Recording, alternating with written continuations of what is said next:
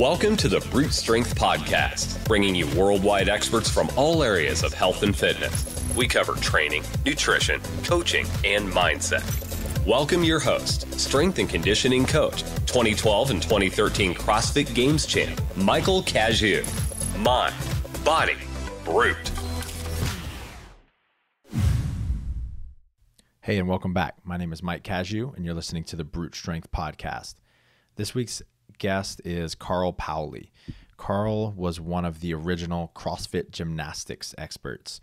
He is the author of the book Free+Style, and I originally started following Carl in about 2011, just watching his YouTube videos and following him on social media.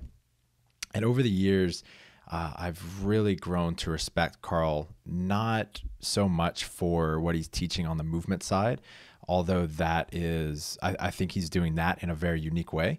But what I've really admired about Carl was really his voice and his ability to be genuine and be authentic in such a public setting. I've always thought he's a really courageous person for putting out different ideas and just different things that he believes so bluntly and out there in the world. And that's one of the big reasons that I reached out to him. If you've listened to this show for any amount of time, you probably recognize that I kind of see the world a lot of times through a psychological lens, and I tend to pick up on bits and pieces of mindset a lot more than other things. And so I'm a little bit biased here, but I've started to notice more and more people talking about or even asking questions about communication, mindset, relationships, a lot of psychology type things. I think it's becoming more popular. People are noticing more and more how much that affects their performance, their life, their sense of well-being. And the reason I'm telling you this is because I think Carl is an expert in helping people kind of get out of their own way. And in the past 6 months or so, I started to notice Carl speaking a lot more about those types of topics. And so that's why I reached out to him for this show. We start the show off by obviously talking about how he was the hype man for Trump before he became president. Really interesting story there. We talk about something that he went through in 2013-14 that changed his life and his career. And then we go into really what he's become passionate about and what he's teaching about now, which is what he calls lifestyle design. We go into how to build self-awareness, how to get more clarity about what you want in life and how to get there, how to communicate better, and just how to live a happier life. Stuff that I love talking about. This one was a pleasure for me, and I know you're going to get a ton out of it. Before we get the show started, if you are interested in what our most popular podcasts are, if you're new or if you've been listening to the show for a while and you just want to get some of the, if you want to know what some of our most popular podcasts are and go straight to them, we created a document for you guys with our top 5 most popular podcasts, as well as the biggest takeaways from each of those. And you can read that. And if you want to dive into the podcast, then you can obviously go and listen to the full thing. But we've got the biggest takeaways on this document for you. And you can get that by going to brutestrengthtraining.com/top 5. brutestrengthtraining.com/top 5. Without further ado, enjoy the show. Carl, what's up, brother? Thank you for joining me today, man. Dude, pumped to be here. This is exciting. Hell yeah, dude. So before we dive into some of the deep stuff, every now and then I pull a card out of this book that I have called Hypotheticals, and it's got some really interesting questions. So I'm going to start with one of those for you. All right, let's do it. So you're offered a brain pill. If you swallow this pill, you will become 10% more intelligent than you currently are. You will be more adept at reading comprehension, logic, and critical thinking. However, to all other people you know and to all future people you meet, you will seem 20% less intelligent. In other words, you will immediately become smarter, but the rest of the world will perceive you as dumber. And there's no way you can ever alter the universality of that perception. Do you take this pill and why? my gut tells me don't take the pill. Ignorance is bliss. But knowing what I know currently today, I'm glad that I've seen what I've seen. So I would take the pill and realize that it is not up to me to worry about what other people think about me or how they perceive me, nor is it any of my business to try to sell them on really who I am or what I do. They have to control themselves the way I can only control myself. So yeah, I'll take the pill. I like it, man. And I think I would choose to take the pill for the exact same reason. The only thing I battle with a little bit is if you're 20% dumber, and I'm kind of answering this as I talk, but on one hand, if you're 20% dumber, a lot of people are less compelling that way. People may not lead you or follow you if they perceive you as dumber. But then there's Trump, and he's the president. So I think there's something to be said for, like, it's kind of disarming when someone's perceived as less intelligent. It can be, at least. And maybe intelligence is not the only reason that people follow other people. So I take the pill too, man. Right. Well, we can define intelligence in many different ways. Of course, there are people who are considered intelligent who have a lot of information, and we could say that they have a lot of knowledge. But knowledge in a contextual form is maybe lacking. So their understanding is lesser, and therefore maybe their measurement of intelligence is lacking. So I guess it comes down to perspective. Right. And for those listening, I don't want you to think I think Trump is dumb. I think he's a very IQ intelligent person, maybe just lacks some emotional intelligence. You know what? I might as well just share something now that just came up. And I don't think I've ever said this in public, but I met Donald Trump. Come on. Back in 2005. And funny story is that I was his hype man. Yes, at a public speaking event he did alongside Tony Robbins and Robert Kiyosaki.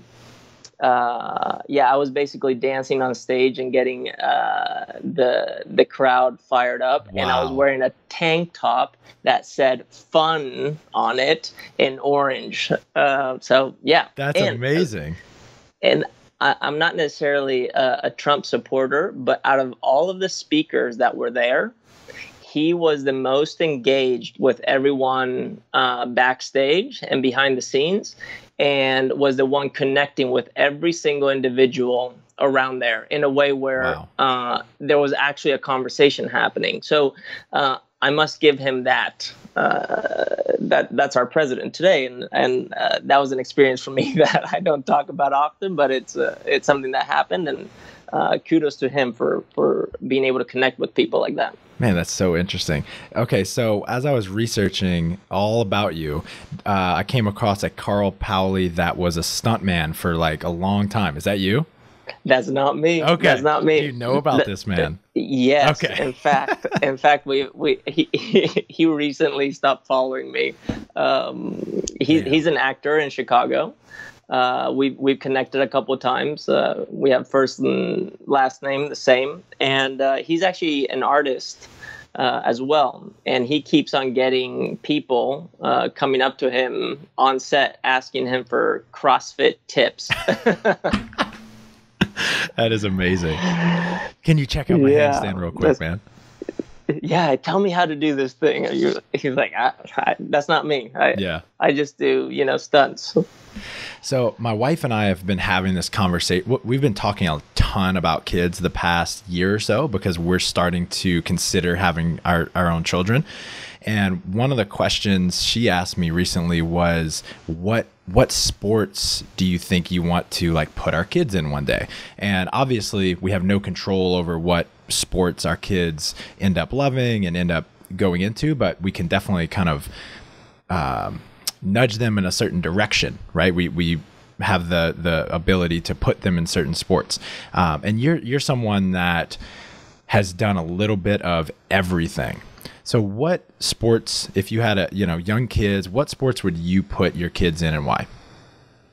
Yeah, it's such a great question. In fact, I was thinking about this a little bit in the shower yesterday, and I was having some negative self-talk about my ability to squat. I feel like I struggle to develop lower body strength, and of course I don't dedicate enough time to doing it. But it's one of those areas where I struggle, and then I started trying to defend myself, and I was saying, but how much is enough? What's enough? How heavy do I need to squat to be able to consider myself healthy or fit or whatever it is that we care about? And that led to me thinking about myself growing up doing gymnastics and thinking, gymnastics was such an amazing background to have, and I would definitely put my kids into gymnastics.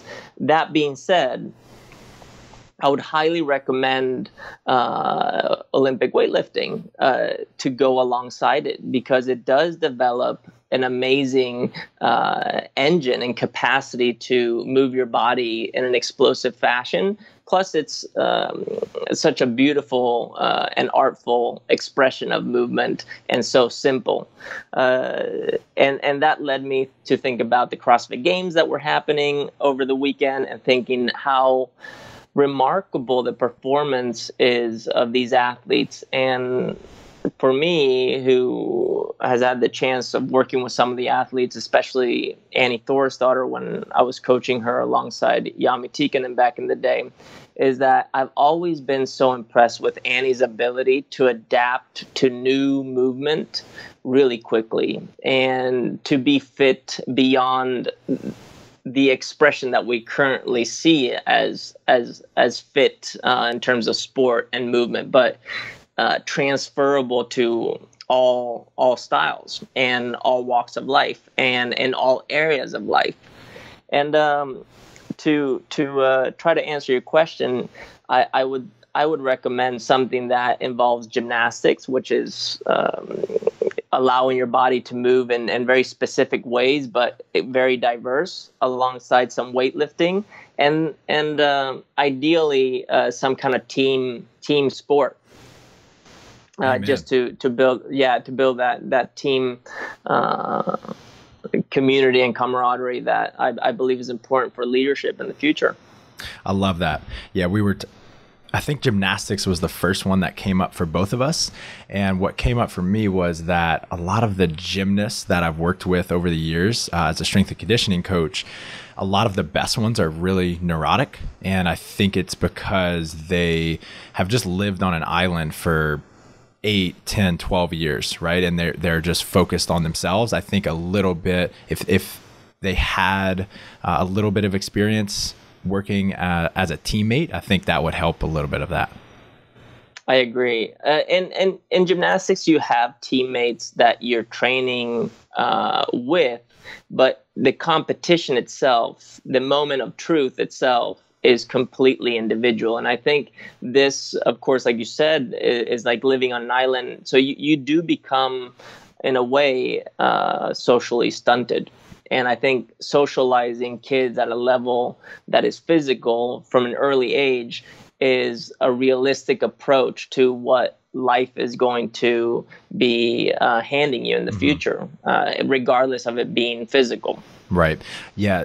The difference there is like the highest stakes are in competition, and all of the pressure is on that gymnast. Whereas if you can learn to operate in a team environment under that high pressure situation, you're going to thrive in any situation in life.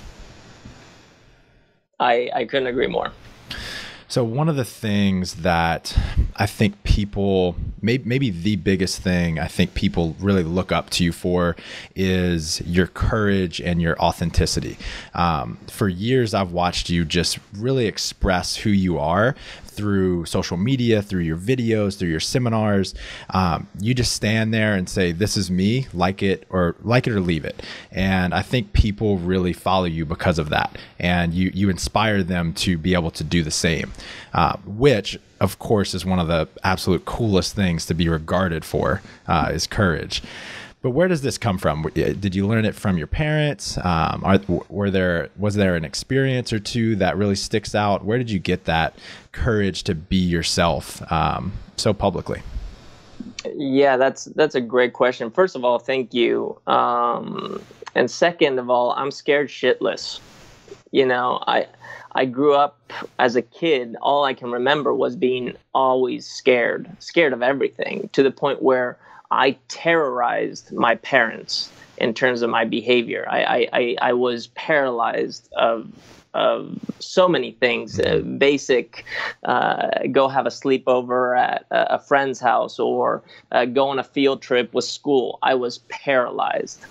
And I think the breaking point was when I was 12 years old. In gymnastics, I was starting to be faced with pretty risky movements, like on the high bar or parallel bars, where a missed call or movement or just being out of focus could lead to potential injury. Gave me a whole new level of awareness. And alongside that, over a summer, we had this training camp we were doing up in the mountains, and we were going to be up in the mountains for 7 days. And at first I was so hesitant on going on this camp because I was just scared, and I did not want to be outside of the safety of my home and my parents. But my brother, who is not a gymnast and who had nothing to do with our team, decided he would go. This is my younger brother, okay? And seeing my younger brother have the guts to just be like, well, I'm going to go and I'm going to be there, whether I'm training or not. So maybe you can just tag along. And he led me to this camp. And it was after that camp that I realized, okay, I can do this. And over the years and in competition and eventually becoming a coach and always feeling like I was not enough and being kind of always in the middle of the pack, I realized the only thing that I have of true value is myself. And if I can just show that in a way that will allow for others to do the same, maybe, just maybe, we can move the needle in a direction that is going to elicit a positive outcome for myself and for others. So I think that's where the courage comes from. It's basically there is no other option. Mm-hmm. Oh, that's amazing, man. I love that you can pinpoint it to a single event. Does your brother know about this? He did, to a certain degree. He's so humble that he will never verbally or out loudly accept that he did that for me. Mm-hmm. But I think he knows, you know, in the bottom of his heart, it's there. That's cool, man. That's cool. Yeah. So when I first started following you, is probably 2011-ish, just seeing all the videos that you were putting out. You were really, I think, involved in CrossFit HQ at the time. And some point a few years later, 2013, 2014 time period, you fell off the face of the map a little bit in my perception. What happened? What's the story? Yeah. 2011 was kind of the time when I was killing it. I was just living everyone's dream when it came to being in the CrossFit scene and being at the CrossFit Games and working with the best athletes and having this popularity that was really cool. And I had sponsorships, and it was just a great time. And I had a business partner at the time, and I was putting out content on a daily basis. I was going full force, and I kept on going down that path, which I thought was the path that I wanted to go down.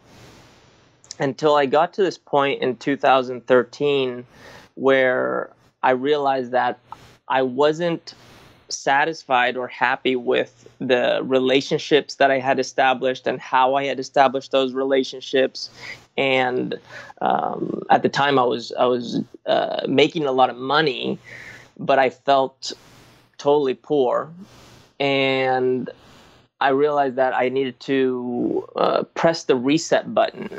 That I was not going down the path that I actually wanted to go down. I was going down the path that my circumstances that I happened to be in were telling me were right, rather than me choosing to really be a part of it, consciously choosing and fully aware of choosing it.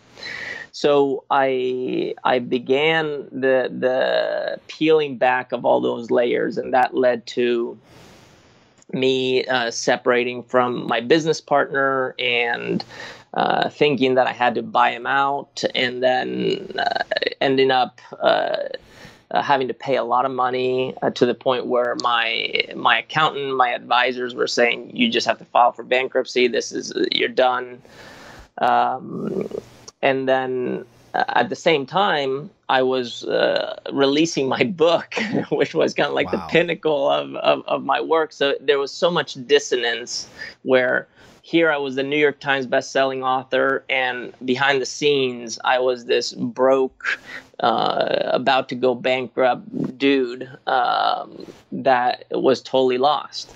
And amongst all those things, my wife and I, we decided to become foster parents. So there was so many things happening at once. It was extremely crazy. So I really just went silent. And it wasn't until a year and a half ago or two now, when I was in Bali, and I was on a trip, a work trip, on a retreat, and I went out surfing one day, and I was sitting on my board, and the waves were crazy. It was stormy and windy, and then all of a sudden there was this thunder that just started coming in, and lightning in the horizon, and all of a sudden it started just downpour raining, and the water went completely flat, and I was sitting there on my board looking out at the horizon, and I thought to myself, life is beautiful, and I am living it. I'm living it right now. And it hit me right there that all I had to do was work with what I had. And I went back home after that trip, and I sat down, and I took inventory, and I asked myself, am I proud? Am I proud of who I am? Am I proud of the things that I've accomplished? Am I proud of the things that I own? Am I proud of the relationships that I'm in? And as I started taking inventory, I realized that after those 4 years of introspection, I could say a genuine yes to every single one of them. And those things that I didn't say a full yes to were immediately just removed from my life. And that's when the floodgates really opened, and I decided, okay, it's time for me to come out again and reintroduce myself. And in a way, that's kind of what I'm doing here, speaking to you. Wow. What a powerful story, man. So many questions. First, it sounds like you were, and you said it yourself, you were extremely successful when you started kind of making a change. You were extremely successful. You were doing something that you were teaching people meaningful things, right? You were teaching people how to move in a really unique way. You were financially successful. You had all of the external things lined up, right? Anybody looking from the outside in would say, Carl's got it figured out. One thing I talk a lot about on here is a success trap. And a success trap is often harder to get out of than things just falling apart around us. What was it that really sparked you making that change? You kind of mentioned, your relationships weren't where you wanted them to be, but what was so powerful that you wanted to change this thing that most people would say is amazing? Like this life that you had set up for yourself is amazing. What was so powerful that made you want to shift that?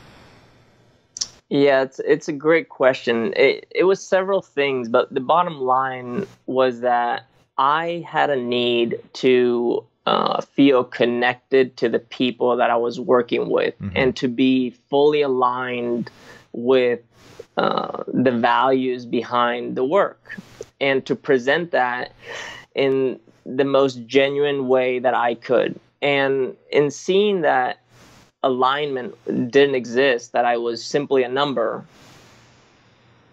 it just, I couldn't go to bed and feel proud or fulfilled from that work. And I asked myself, for what? Just for what all this effort? What are you chasing? Right. Are you chasing fame? Are you chasing money? What are you chasing? Are you chasing validation? Is it support? What is it you're really chasing? And I was chasing myself. That's really what it was. And as soon as I stopped chasing, I realized that I was already there. I've already arrived. I'm here. Right. And as soon as I could do that and live in that, things started unfolding. And that's when I realized, okay, patience. It's important to exercise patience. Showing up consistently every day. Chasing, if you're going to chase something, chase quality. What does that mean? Well, it's something that feels right in your head and your heart and your gut. Exercise a positive mental attitude. What does that mean? That means be solution conscious, see the opportunities that exist, the upside of things, and where there is weakness or negativity, use that as a way of seeing the space that you have to grow into, but utilize the things that you're strong in to do that. And that's when everything that I had worked on up until 2011, 2012, 2013 was all there, but it needed to be presented in a more holistic way. And this is when I realized lifestyle is the foundation, and the expression of the lifestyle is the fitness. Let's dive into that. So now you're teaching people about what you're calling lifestyle design. How did you go from teaching people how to do kipping handstand push-ups to designing a life that supports their deepest values? Yeah, that's a great question. I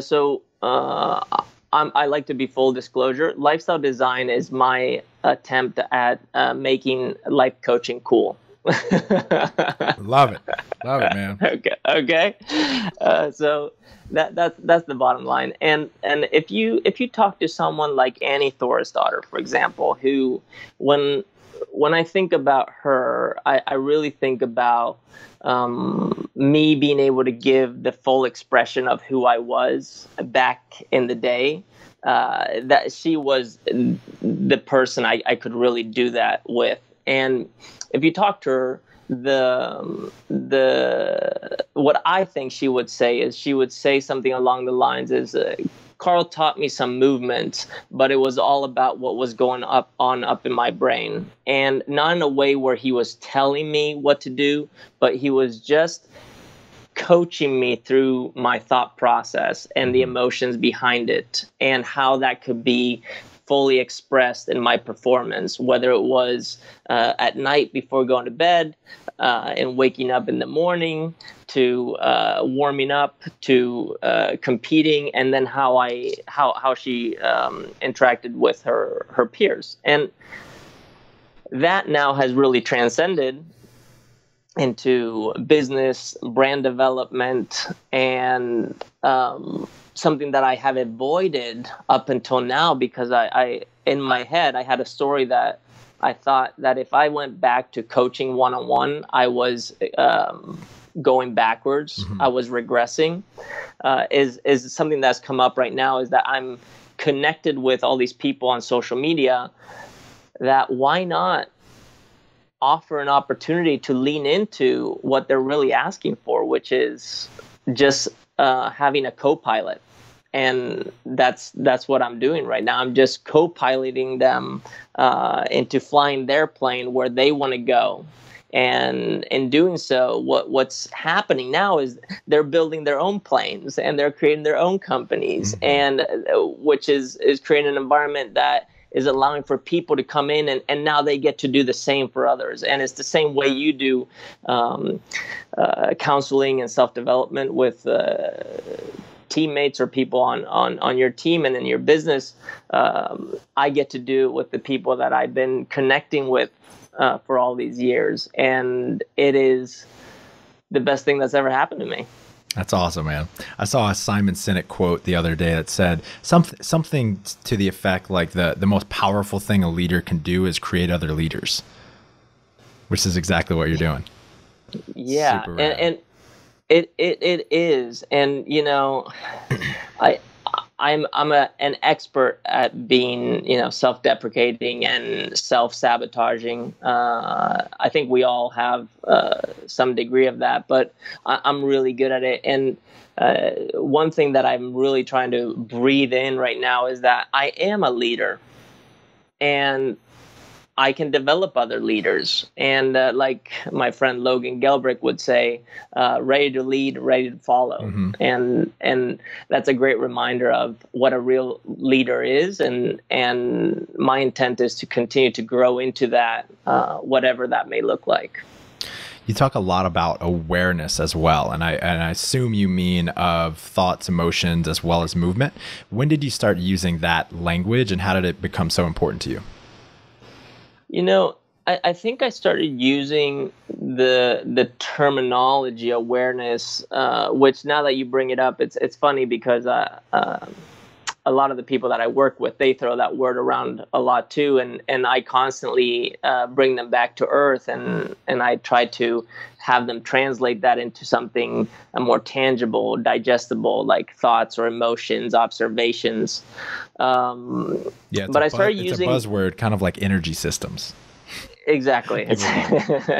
Yeah, but bottom line is that we want simplicity, and as human beings, we communicate via code, and sometimes we need to just redefine the code, and we need to program better code. So in terms of awareness, I started using this probably back in 2012 or so, and it was more so in speaking to my mom about her own development as an artist, and how she was processing her kids, my siblings, all being scattered around the world, and what her meaning was now after having such a big family, and now in a way being alone at home, and having this whole new dynamic. Where awareness was just such a big piece in her understanding of her relationships, her role as a leader for the family, and how that was being expressed into her paintings and her artwork. And awareness was always the cornerstone of perspective and bringing knowledge into context, which is understanding. And in doing that,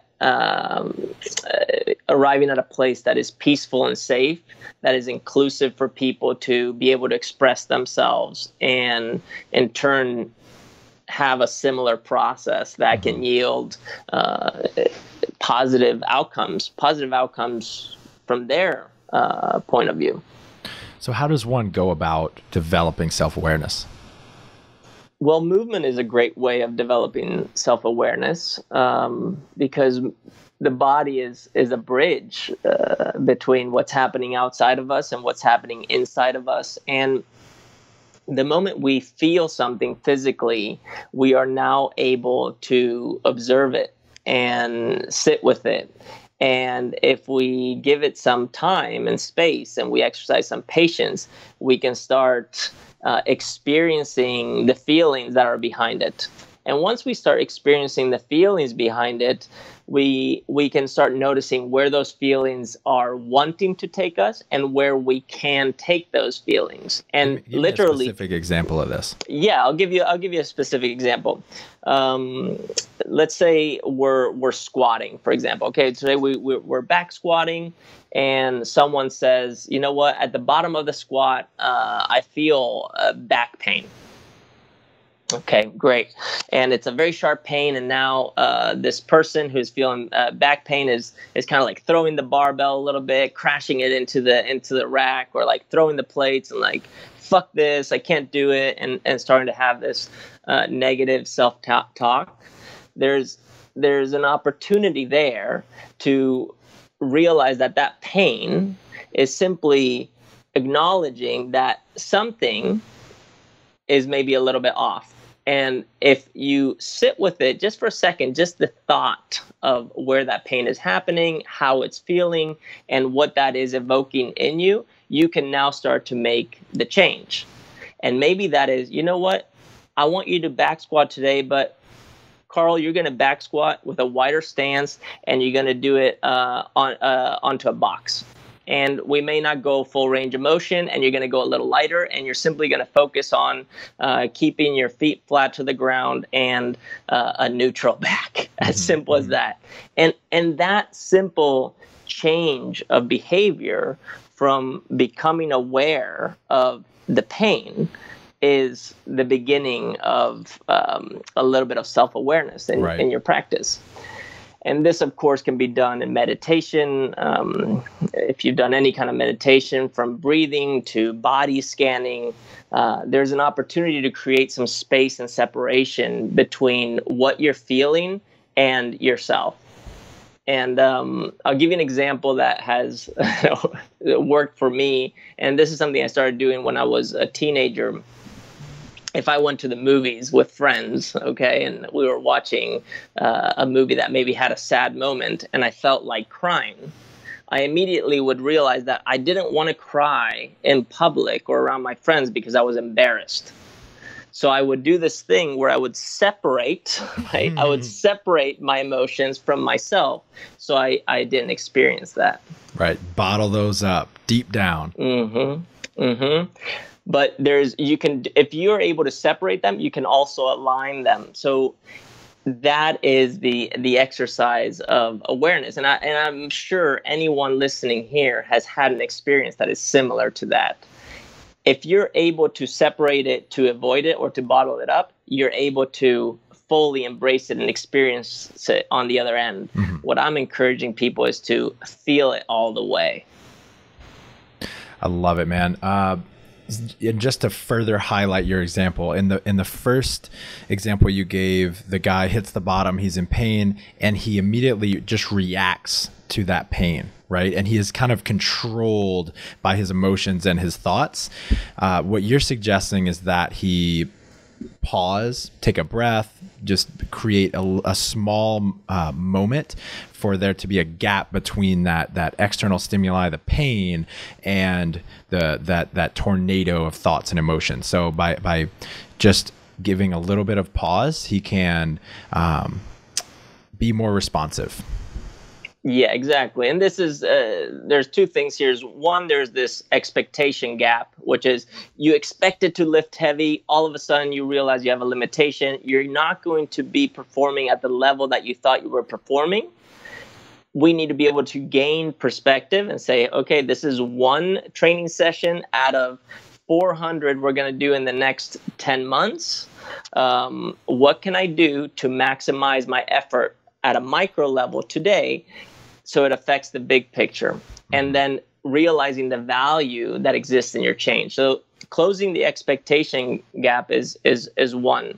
The other thing is exactly what you said, is reacting versus responding. And like one of my favorites, Zig Ziglar would say, is if you take medicine and you respond to it, that's a good sign. If you're reacting to it, we have a problem. Badass. Yeah. I listened to a short podcast that you made. I think you have, I think it's called the Free+Style podcast. Yeah, the Freestyle Weight podcast. That was a little experiment, which I'm going to bring back, actually. Do it, man. One of the episodes I listened to was about labeling and being very distinct about labeling your emotions. Can you talk about that a little bit? Yeah, that's a big one. So when you think about what you're feeling, it is important to think about it in terms of observations. The way that I experience sadness is maybe different than the way that you experience it. My sadness is maybe evoked from past experiences that I've had and where I'm currently at. And because we all have different histories, our observation of our feelings differ. And if we can begin to describe our feelings with words, I think we can start to actually utilize those feelings to make the change that we want. And this is something that I personally struggle with and have to work really hard at because I lack the words sometimes to describe. And it's almost like my brain starts jumping into different languages like Spanish or Swedish, which I grew up speaking. And all of a sudden in English, I'm not able to express specifically what it is that I'm experiencing through my feelings. But anyhow, the bottom line is, can you describe what you're feeling? Can you describe how you are experiencing sadness and where that is coming from and where it is potentially going? Yeah, it allows us to actually process emotions rather than get stuck with them for days on end, right? And it allows us to properly and healthily process emotions and just be with them and let them do what they're there to do. Right. It's almost as if you're scrolling through Instagram and you see someone do something really cool, you see something you want, that excitement, that whatever feeling comes up there, it's being able to translate that in what is that going to allow you to do once you're able to experience it in real life. For example, if you want to make $1 million, it's great to want to make $1 million, but it's what the $1 million are going to allow you to do that is the most important part about the feeling that is driving you towards wanting to make the $1 million. It's like doing a muscle up, for example, in CrossFit is a big deal because it makes you feel like you're part of the club. If you get there, all of a sudden you will have unlocked all the movements that are required to be part of this community at a high level. But the question is, once you get there, what do you do with it? Well, then you do 2, then you do 3, then you do 10, then you do 20, and you're back to doing the same thing you were doing when you were trying to get the movement itself. And I think by realizing that, all of a sudden we can utilize our feelings towards the outcome that we really want, not the one that we expect. Mm-hmm. And it goes back to this awareness piece that we were talking about.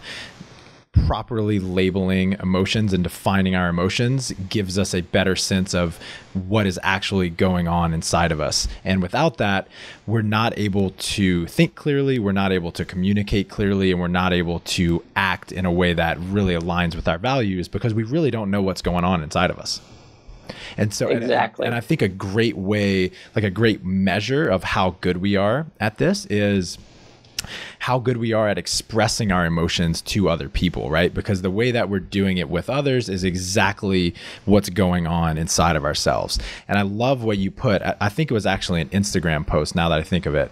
I love that you gave a little bit of clarity on like, use more specific words, use adjectives to help you express your emotions rather than just saying, I feel like I feel kind of down, right? You might say, I feel sad.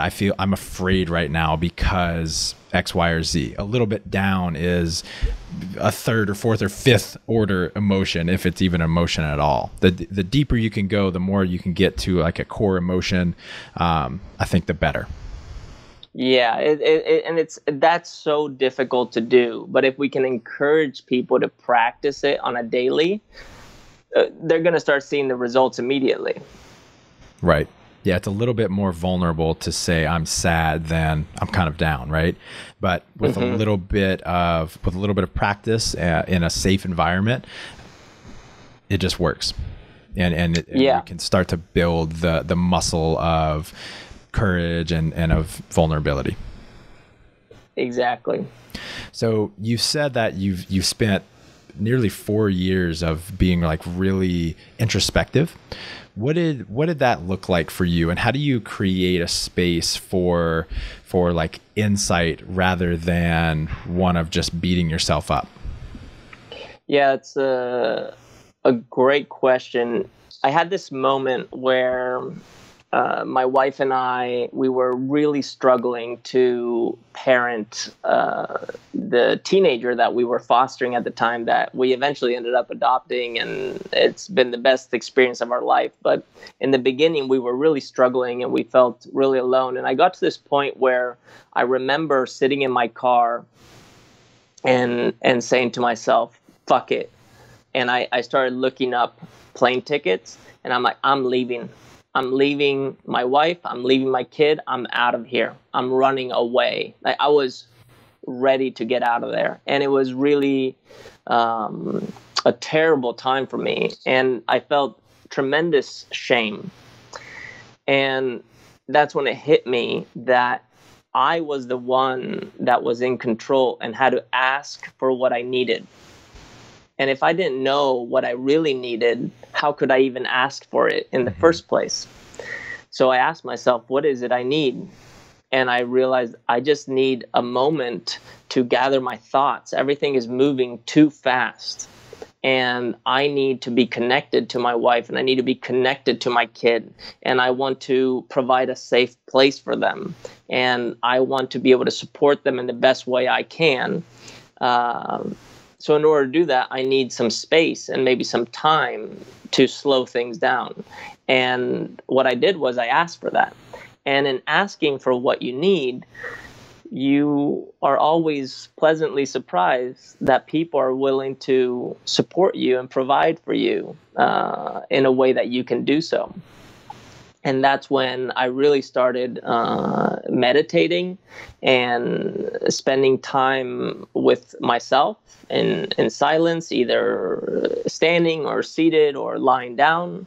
I started consuming more positive content and reading books in a way that was never about trying to execute on what they were telling you, but just rather trying to read in between the lines to hear what other people's experiences were like, and then being able to use that time in a practical way as a father, as a husband,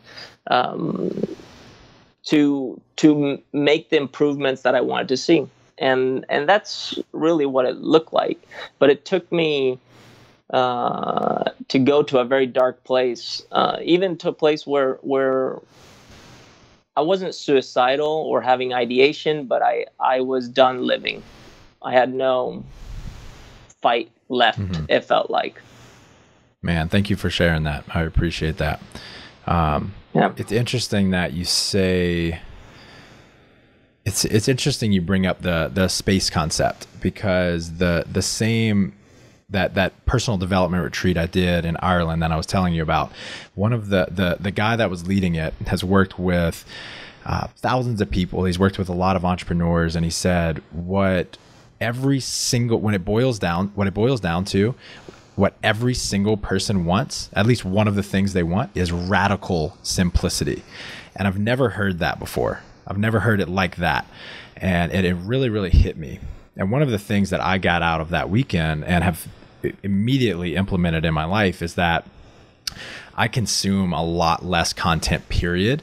I'm plugged in way less. I was already like pretty good with my phone, but any spare minute I had to listen to an audiobook or podcast, whether it be cooking, driving, any moment, I was always plugged in.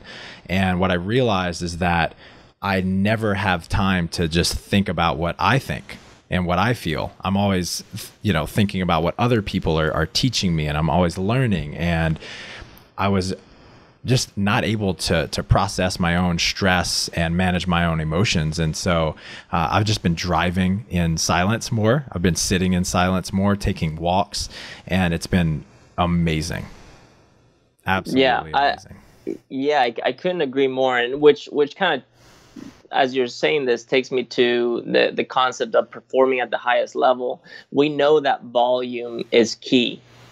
The question is, how are you accumulating the volume? Mm-hmm.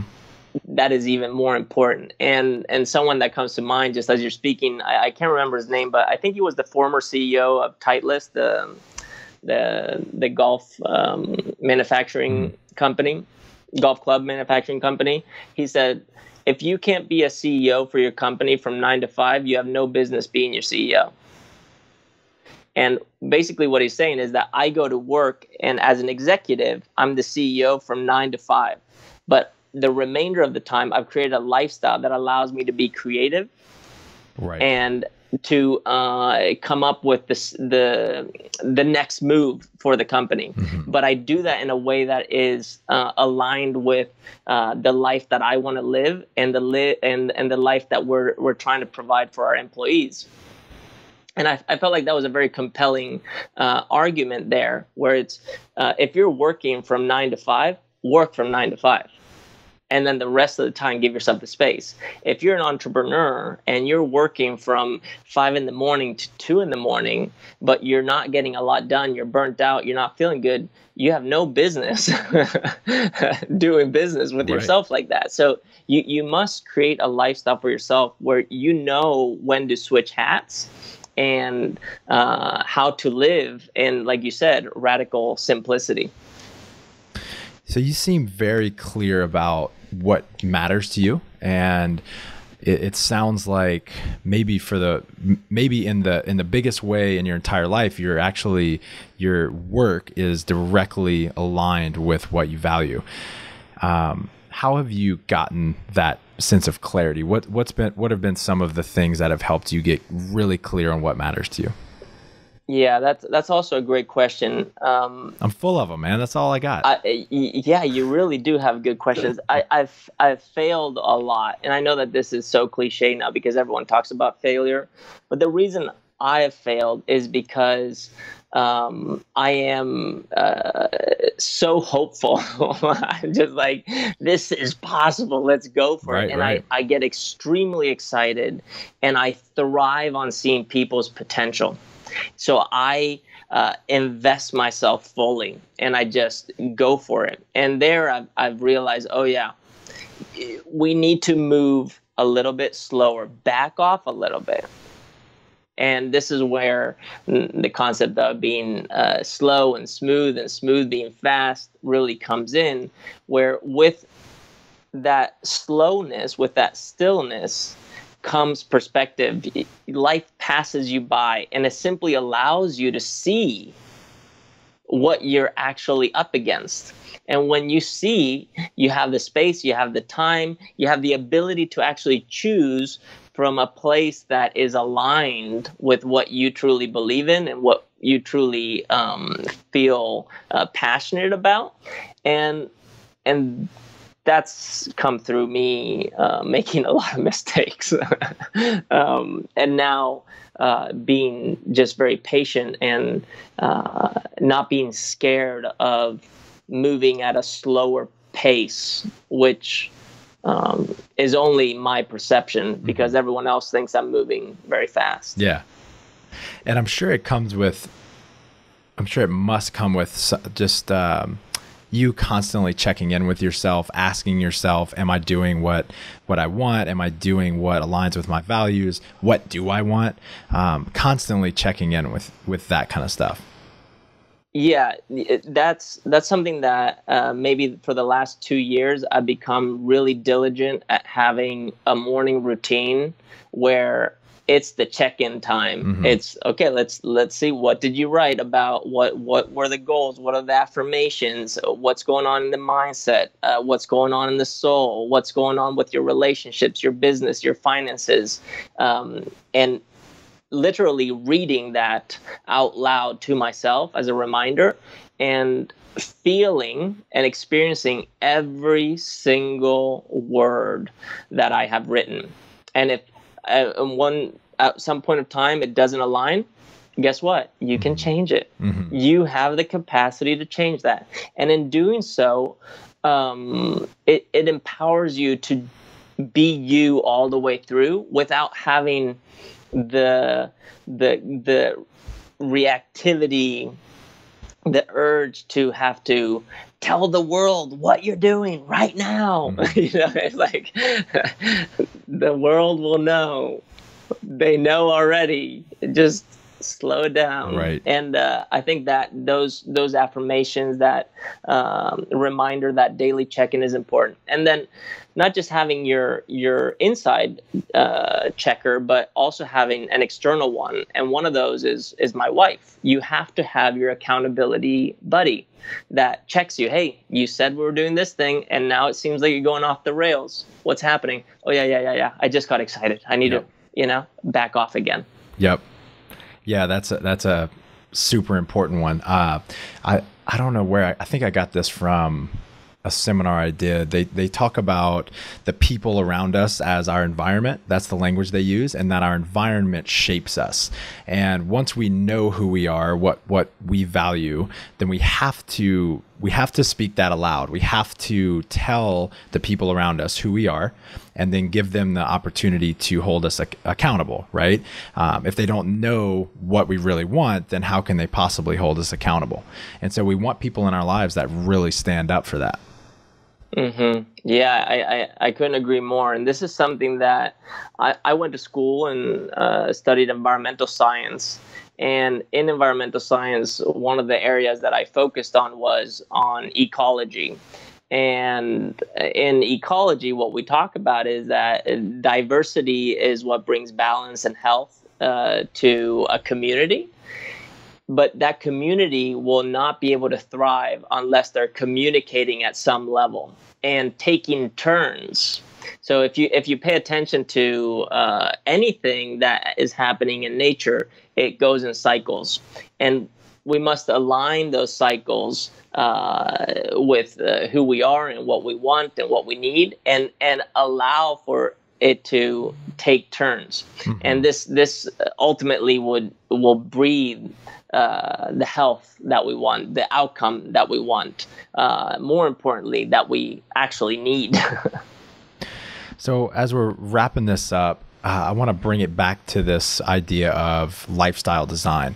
For people listening, why is this so important that they understand, whether they want to work with you or just for their own benefit? Why should people be interested in what you're teaching? Yeah, the reason lifestyle is important is because it has two words: life, which is what you're living, and style, which is your way of living your life. So it's unique to the individual. This is the first thing. And in my philosophy of freestyle, it's all about accepting and respecting all styles. And I think that's the number one piece. Design, the reason I have design in there is because there are three levels that we think about in terms of design. We think about what we imagine, the imagination. The ideation is the second level, where you're starting to kind of put it onto paper and thinking, okay, how am I going to do this thing? I want to win the CrossFit Games. How am I going to do this? And then there is the implementation, which is the actual execution of things. So within a design thinking, you have a process. And lifestyle design is all about allowing you to create a process that is conducive to live the life that you want in your way.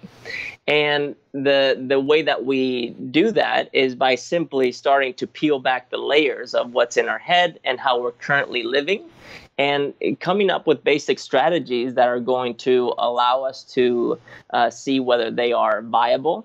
Can this be possible? Is it financially possible? Is it going to work? Is it feasible? Meaning, is it going to serve a purpose? Is it functional? And ultimately, is it desirable? Do you really want this? Is this something that you want to do? Because a lot of people say, hey, I want to be a millionaire, or I want to be an entrepreneur, or I want to win the CrossFit Games. Are you sure you want to do that? Mm-hmm. Or is there something else? And it's allowing people to arrive at a place where they feel confident and safe owning who they are and the life that they want to live. And that's really what the whole concept of lifestyle design is. And going back to where we started, this is me just trying to make life coaching sexy again. Love it, dude. And I didn't catch the Free+Style lifestyle connection until just now. Super cool. Yeah. So if you have read my book, chapter 10 of the book is called Lifestyle. Mm-hmm.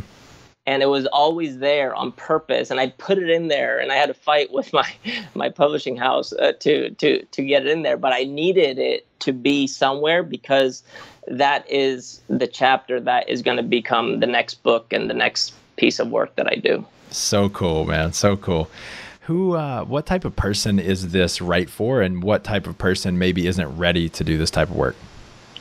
Well, the way that it's for everyone, of course, but the people that I'm currently working with and I'm super inspired by, and I have a smile on my face because I have this girl, she's 17, turning 18 right now, wants to become a personal trainer and is so committed and driven to starting now to live a lifestyle that's conducive to achieving the things that she wants. That's one group, and I'm always about working with youth. And the other group are people who have been in business for a long time, or have done something where they've gained enough knowledge that they know now what they don't want to do. Right. And they're ready to make change. And what's been so awesome over the last year is to realize that those who thought they were ready to make change and wanted to do something different actually wanted to do exactly what they were doing. They just wanted to change how they were doing it. So these now are executives who maybe run a small, or there's a fairly large company that I've worked with now that simply need this new perspective, this fresh approach to how they're living. And by making very subtle changes that they arrive at, they're making a huge impact in themselves and the people around them. That's amazing, man. That's very powerful work. Where can people find out more about working with you one-on-one and the seminars that you're doing and keep up with you? Yeah, so on freestyleconnection.com, you can find all the information, and we're currently working on updating everything as I'm finally starting to go public with this new approach that I'm taking. Awesome, man. Thank you so much, Carl. This has been great. Yeah, thank you for having me. Really, it's been a pleasure. This episode is finished, but your training journey continues. Head over to brutestrengthtraining.com/SSW and grab your free pack of 32 accessory workouts that you can incorporate into your training and start improving your strength immediately. That's brutestrengthtraining.com/SSW.